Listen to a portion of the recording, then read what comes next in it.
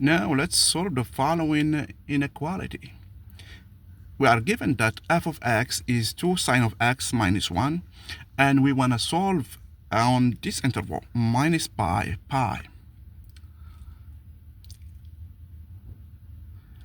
In this case,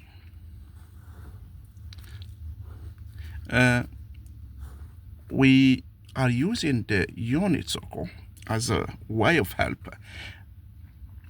And here we see that minus pi is this interval. Okay, we are not using the 0 to pi, minus pi. Okay, so we have to be clear about this one. Even it won't help in this case, but it's good to know. Here if we write f of x, we see that we have 2 sine of x minus 1 bigger than 0.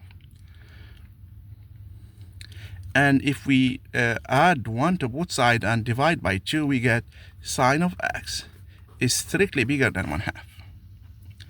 Now from our values, the standard or the usual values that we know by heart, we know in this case that this means that when sine of x is 1/2, that means x is pi over 6, which is 30 degrees.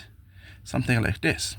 We also have this angle here, okay, which is pi minus pi over 6. Okay, here this is my angle, pi over 6, and this one is 5 pi over 6, or pi minus pi over 6. Okay, the sine is, I can read the sine here on the y-axis.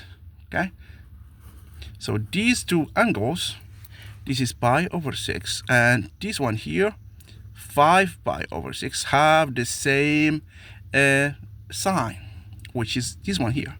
So sine of x, which is pi over 6, or 5 pi over 6, they have the same value. I'm interested in those values that are bigger than 1/2. So this is 1/2. This is the value here that they have on the, let me use a different color. So this is the value that they have on the y-axis. So it is 1/2. Okay, so this point here is 1/2, 0, 1/2, or 1/2 on the y-axis. So I'm interested on those values of x that would make the sine bigger than 1/2. Okay, so that means I'm interested in these values.